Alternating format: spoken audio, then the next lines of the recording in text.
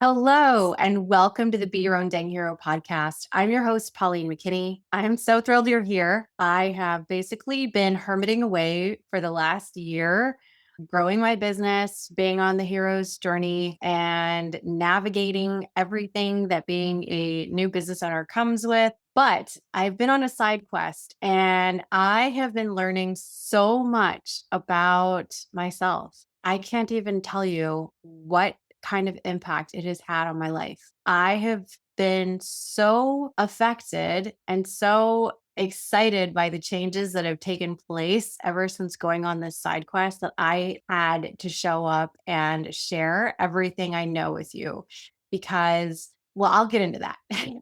It's coming. But first, I want to introduce you to the episode and really the theme of the season. It's going to be amazing. And I can't wait to share everything I'm learning with you so that you can be the biggest, baddest, boldest version of you who knows who the F you are. The title of this episode is When Your Beautiful Life Feels Like the S Word. I want to open with a quote or just something that one of my teachers, Susie Moore, had talked about. And I remember in one of her coaching sessions, she mentioned that she doesn't care how her life looks, she cares how it feels.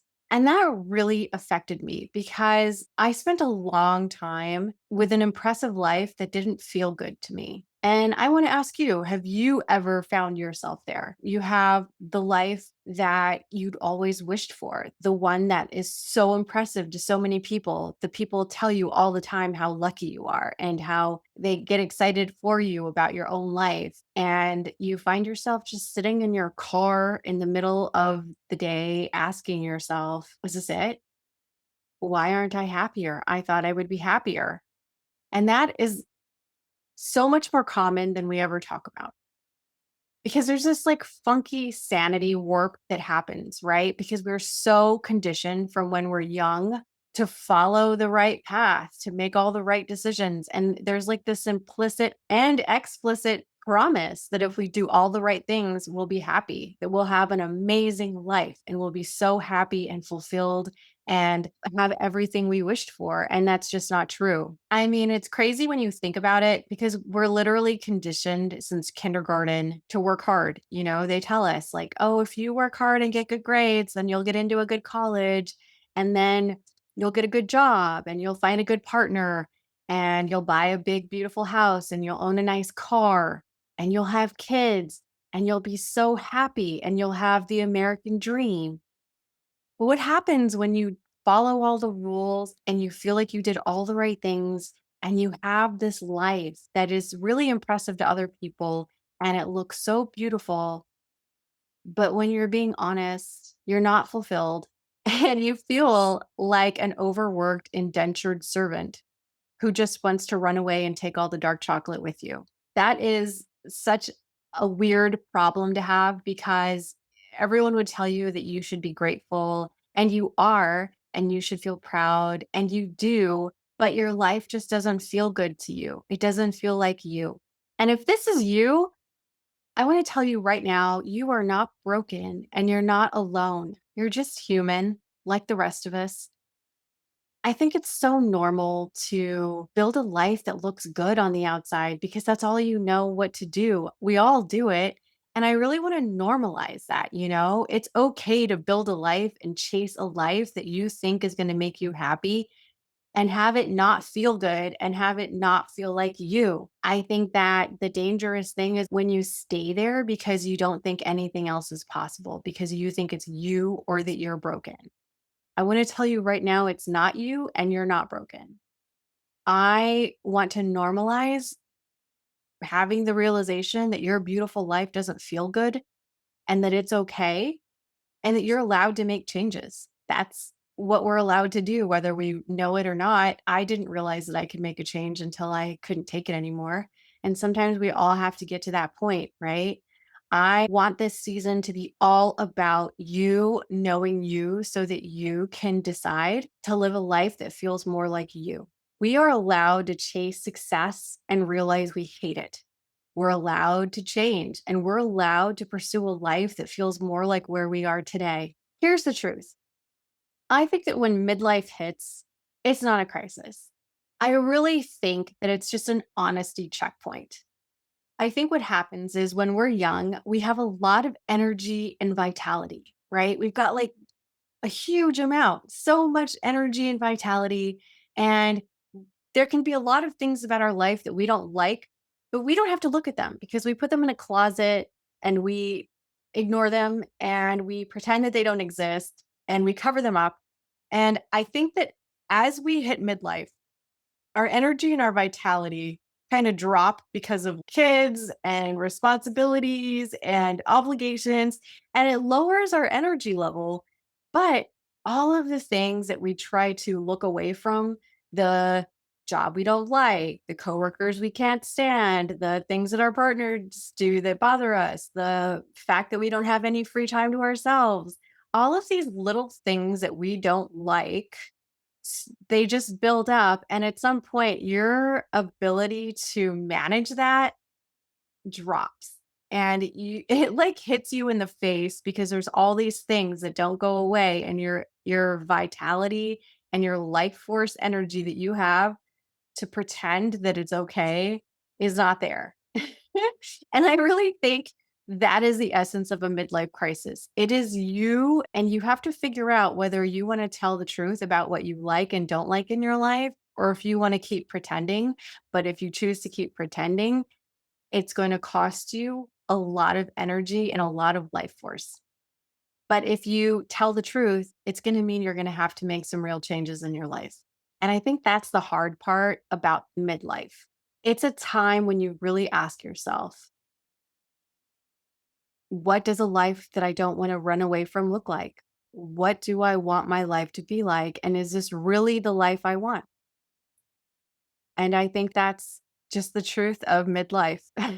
For me, I grew up poor in poverty, the first generation daughter of immigrants, daughter of a single mother. And so, of course, I wanted to chase the American dream. I wanted to be rich. I wanted to be comfortable because I spent so much of of my childhood uncomfortable. And so I wanted this life of material success. I chased that. I put myself through college. I did whatever it took. I worked so super hard to build a life that looked so beautiful on the outside, and I loved it. I got married, had kids, and all of the responsibilities that come with that life just really added up to a lot. And at some point, I felt like I had a really beautiful life and I had all of the things I'd always wanted. But on the inside, I just wanted to run away. I was exhausted. It didn't feel like I was living my life. It felt like my life was living me, and I was just showing up to punch in and punch out and get everything done that needs to get done to keep the train running. I was burned out, depleted, and bored. I felt chained to a life that I was supposed to want instead of really wanting the life that I had. It got to a point where I think midlife crisis hit me, and I had to really look at all of the things in my life that I didn't love, and I had to ask myself and tell the truth. Is this really what I want? Is this really the life I want? Or do I want to make some changes in my life? I finally had to tell myself the truth that I had to change my life. I had to do things differently. I started with one question from one of my favorite online authors ever, Ash Amberjay. And she sent this email about the importance of designing a life you don't want to run away from. And when I read that email, it's like she had slapped me in the face. And I was like, man, that's possible. I'm allowed to design a life for myself that I don't want to run away from. I had just thought that I was kind of stuck. I followed her advice and I had to ask myself a question like 43,000 times. And it was, what do I actually want? Boy, was that a hard question because when I first asked it, I didn't know what I wanted. I had no clue what I wanted. What do I want? And so I would show up to my journal every day and ask myself. And sometimes I had an answer and sometimes I didn't. But here's the thing, the willingness to ask yourself and answer that question will change your entire life. It's going to lead you to where you've always wanted to go. But the real question is, are you willing to ask yourself that? And that's really what the essence of this season is all about. It's about really knowing yourself. Season one was all about the hero's journey, the path we're all on, whether we realize it or not, and learning how to answer the call and really go on an adventure in your life. And in season two, we're going to go on this deeper side quest to understand our own hero selves so that we can know what the right adventure is for us. Who are you? Who do you want to be? And what do you actually want? That's the whole theme of the season. Because when you know yourself, the whole game completely changes. We are all these multifaceted human beings with so many gifts and so many ideas and so many ways to contribute to the world.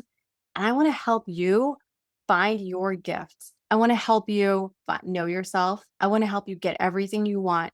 I want to help you build a life that feels like you. And I want to help you contribute in all of the ways that feel so good and powerful to you.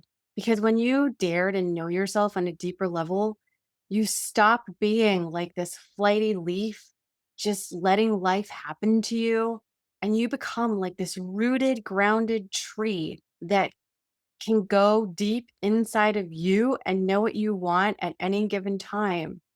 And it gives you agency and sovereignty because you know yourself. You don't take what you can get, you know what you're worth, and you go and you get it.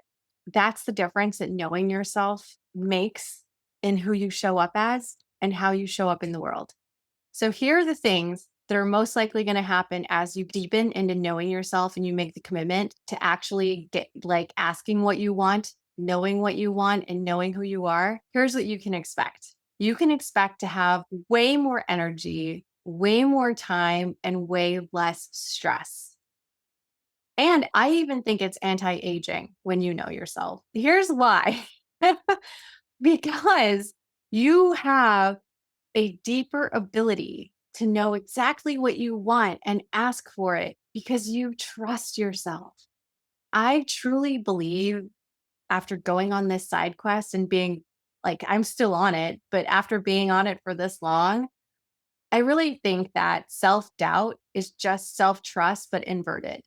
Anytime you're going to make a decision or try something new, there's all this energy that floods into you. And you can either use it to trust yourself and make the decision and use all that energy to move forward, or you can take that rush of energy and you can doubt yourself. You can ask 42 different people what they think you should do so that you outsource any sort of responsibility onto other people and you just completely deplete that life force energy that comes in that just came in to support you on this thing. And you deplete it by asking other people, by hesitating, by doubting yourself. And when you know and trust yourself, you answer to a committee of one. If you get this rush of energy, I've noticed I don't outsource my decisions anymore. I trust myself so I don't hesitate. And I take all of that life force energy that rushes into me when I get an idea and I use it thoughtfully. And this really becomes about life force management, time management, and stress management. I have saved so much time, so much energy, and so much stress by trusting myself, by just saying, like, okay, this feels right. I'm going to do it. I trust myself because I know myself. Now I don't fight against myself anymore. I don't try to fix myself. So you won't try to fix yourself and resist yourself anymore. You'll know who you are. You'll trust yourself and you'll be able to manage the support and the energy that comes to you to get things done, to make bigger decisions, to play bigger. And that's what I want for you. I've spent several years on this journey. I started as a broken, burned out, people pleasing, please love me shell of myself. And I'm here today rooted in this bubbly joy of who I am. I am not scared to be me, and I'm okay if you're not into me. I'm into me. And that's what really matters. The thing that I was missing in the car in the middle of the day when I just wasn't happy and I found my life lacking, what was missing in my life was my love and my trust of me. And as I've been able to go on the journey of finding that inside myself, I've really found an enormous amount of respect for my gifts and for myself. And no amount of material, anything can ever replace that. And I want you to have that for yourself because that brings agency and sovereignty in your life. I have studied systems and modalities that are ancient and modern, and I'm going to share the best of what I learned in practical ways, not these esoteric, hard to understand, you have to study for 4 years kind of ways, but in really practical, lived, experienced kind of ways. I'm going to give you the best of what I found through the lens of how I made it practical and useful in my own life because I want you to have something to take away that you can try yourself because it's all about living your life on your terms, right? So here's the invitation for you today. One question. What do you actually want right now? Not later, not tomorrow, not 2 years, but right now, in this moment, today. Feel free to journal, ask yourself, go for a walk, talk into your voice memos, and just think about it for yourself. And if you don't have an answer, that's totally okay. That's a great place to start. I started there, and half the time I didn't have an answer, and that's okay. What do you want right now? Have fun with that question. And until next time, don't forget to be your own dang hero.